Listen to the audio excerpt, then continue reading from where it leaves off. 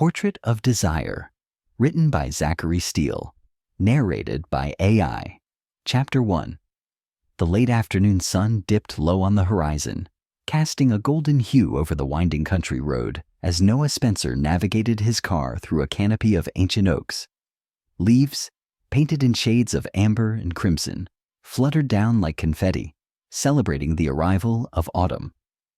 Noah glanced at the GPS on his phone, which had lost signal miles back, and then back to the handwritten directions resting on the passenger seat. According to the scrawled map, he was close. As he rounded a final bend, the Victorian house emerged from behind a thicket of overgrown shrubs, standing tall and enigmatic atop a gentle hill. Noah eased his foot off the accelerator, letting the car coast to a stop along the gravel driveway. He stepped out, the crisp air tinged with the scent of pine and the faint musk of earth after rain. Before him stood the mansion, a relic of a bygone era. Its ornate gables and turrets reached skyward, while intricate woodwork framed tall, narrow windows that seemed to watch him with silent expectation. The faded lavender paint peeled in places, revealing weathered timber beneath. A wraparound porch, adorned with spindly railings and a swing that swayed ever so slightly in the breeze, beckoned him forward. Noah took a deep breath, his heart a mix of awe and apprehension. "Well, here we are," he murmured to himself. The house was more imposing than he'd imagined from the few photographs his distant relative's lawyer had sent. Inheriting a property from a great-aunt he'd never met was unexpected enough.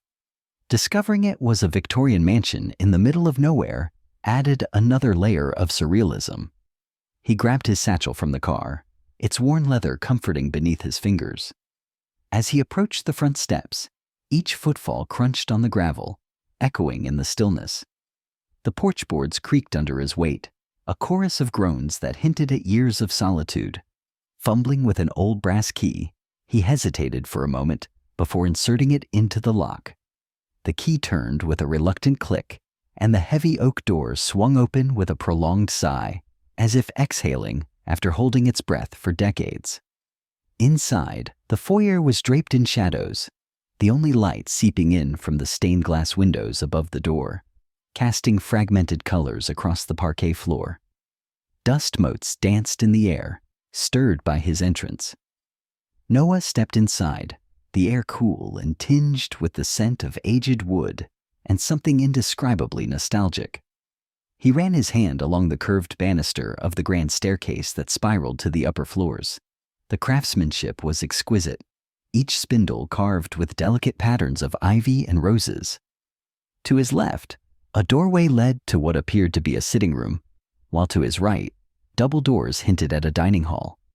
Every detail spoke of a time when artistry was infused into the very bones of a building. Setting his bag down, Noah pulled out his phone to check for any messages, but still no signal. "Looks like it's just you and me," he said, his voice barely above a whisper as it bounced off the high ceilings. A sudden chill brushed past him, raising the hairs on the back of his neck. He turned abruptly, half expecting to find someone standing behind him, but there was only emptiness.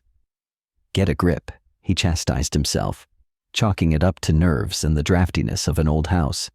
He ventured further in, his footsteps muffled by a threadbare Persian rug that stretched the length of the hallway. Portraits lined the walls, stern-faced gentlemen and poised ladies, their eyes following him as he passed. One painting caught his attention, a young man with piercing hazel eyes, a hint of a smile playing on his lips. Unlike the others, his expression seemed almost inviting, as if sharing a private joke. Noah felt an odd familiarity, a connection he couldn't quite place. Shaking off the feeling, he moved toward the back of the house, where a set of French doors led to a conservatory. The glass panes were clouded with dust and ivy tendrils that had snaked their way inside over the years. Through the murk, he could make out the silhouette of a grand piano, its once polished surface now dull and silent. "Guess there's a lot of work to do," Noah mused, mentally cataloging the tasks ahead. Cleaning, repairs, perhaps even restoration. But beneath the practical considerations was a stirring excitement. This place, with all its history and secrets, was now his to explore. As dusk settled, he returned to the foyer to retrieve his bag, deciding it was time to find a suitable room to rest. Ascending the staircase, he couldn't shake the feeling of being watched. The house seemed to hum with a quiet energy, as if awakening from a long slumber in response to his presence.